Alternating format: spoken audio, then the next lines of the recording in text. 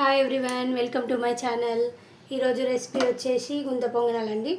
దానికి మనం నిన్న నైటే పట్టి పెట్టుకున్న పిండి, ఇది బియ్యము మినపప్పు ఇట్లా నానబెట్టుకొని మిక్సీ పట్టుకొని ఇదంతా పులియనివ్వాలి. పొద్దునసరికి ఇలా అవుతుంది.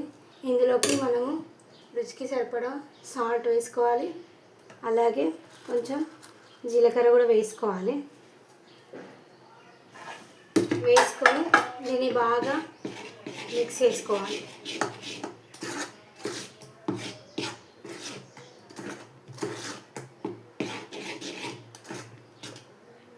బాగా మిక్స్ చేసుకున్న తర్వాత మనం ఒక సైడ్ దీనిపైన పొంగనాల పైన పెట్టుకోవాలి.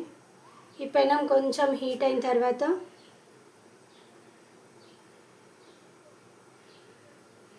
మనము ఆయిల్ వేసుకోవాలి.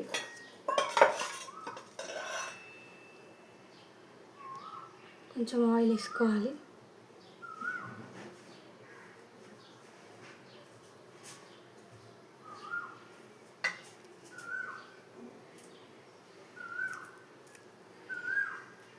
ఈ పెనంకి పిండి అంటుకోకుండా ఉండడానికి మనం ఉల్లిపాయని కట్ చేసుకొని ఇలా రబ్ చేసుకోవాలి. చేసుకుంటే మనకి ఈ పొంగనాల పీటకి ఆ పిండి అంటుకోకుండా ఉంటుంది.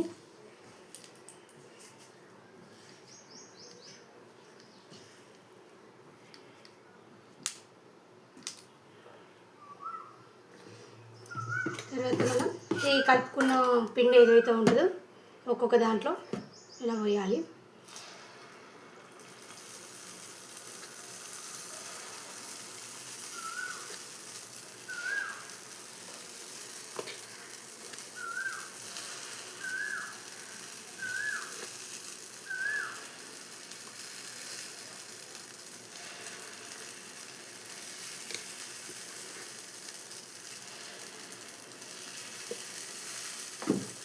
ఇలా వేసుకొని మనం మూత పెట్టుకొని ఒక 2 నిమిషాలు దాన్ని ఉంచేసేయాలి.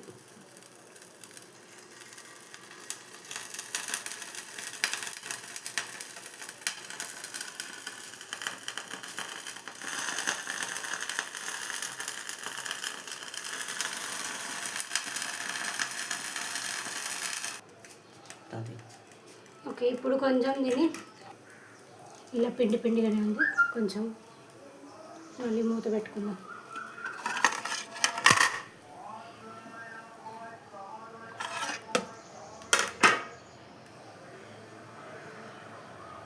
ఈ పిండితో మనం పొంగనాలే కాదండి, దోశలు చేసుకోవచ్చు. ఇందులో కొంచెం రవ్వ యాడ్ చేసుకొని మనం ఊతప్పలాగా కూడా చేసుకోవచ్చు. చాలా బాగుంటుంది. మనము ఆఫీస్కి వెళ్ళే ఉమెన్స్ కానీ పిల్లల కోసం కానీ చేయాలనుకుంటే ఒకసారి కానీ మనము ఈ పిండిని అనేది పట్టి పెట్టుకుంటే ఫ్రిడ్జ్లో అయితే ఒక 1 వీక్ వరకు కూడా అట్లా స్టోర్ చేసుకోవచ్చు. బయట అంటే అది ఎక్కువ పులిసిపోయి పుల్లగా అయిపోయి మనకి తినరాకుండా అయిపోతుంది. దీనిలో మనం ఇంకా ఉల్లిపాయలు, పచ్చిమిర్చి, కరివేపాకు, కొత్తిమీర ఇవన్నీ కూడా యాడ్ చేసుకోవచ్చు ఈ పొంగనాలకి. బట్ నేనేమో ప్లెయిన్గా చేస్తున్నాను.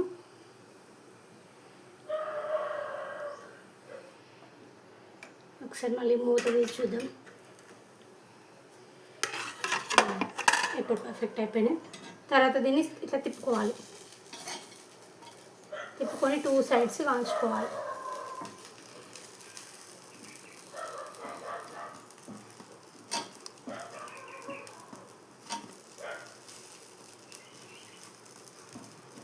ఇట్లా ఏంటంటే ఆనియన్తో రాయడం వల్ల మనకి ఇలా అంటుకోపోకుండా ఇలా తిప్పగానే వచ్చేస్తున్నాయి. చూడండి, అయితే బాగా వస్తున్నాయి.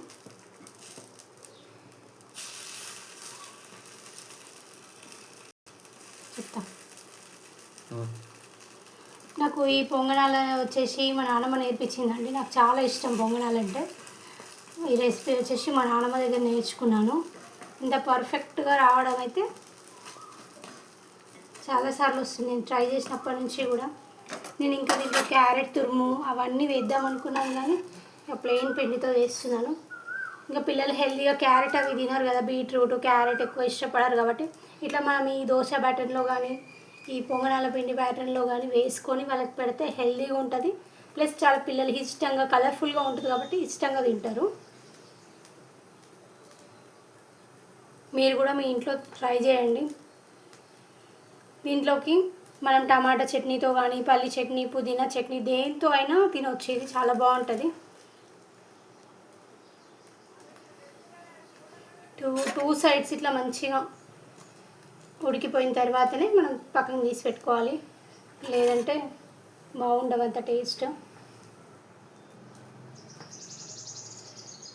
కొందరు దీనికి ఆయిల్ ఎక్కువగా వేసుకుంటారు. ఆయిల్ అంతగా వేసుకోవాల్సిన అవసరం లేదు. నార్మల్గా లైట్గా వేసుకొని మనము ఈ ఆనియన్తో ఇలా స్ప్రెడ్ చేసుకుంటే ఈజీగా ఇలా టర్న్ అయిపోతూ ఉంటాయి, అంటుకోకుండా పెనంకి.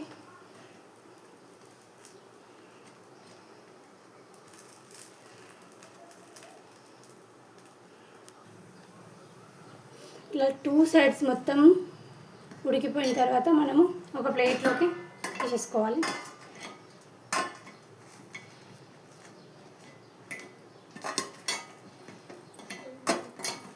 ప్లేట్లోకి తీసుకొని సర్వ్ చేసుకొని దీన్ని మనకి ఇష్టమైన చట్నీతో పల్లి చట్నీ టమాటా చట్నీతో పుదీనా చట్నీతో దేనితోటైనా తీసుకొని సర్వ్ చేసుకోవచ్చు. దీన్ని నచ్చితే లైక్ చేయండి, షేర్ చేయండి, నా ఛానల్ని సబ్స్క్రైబ్ చేయండి.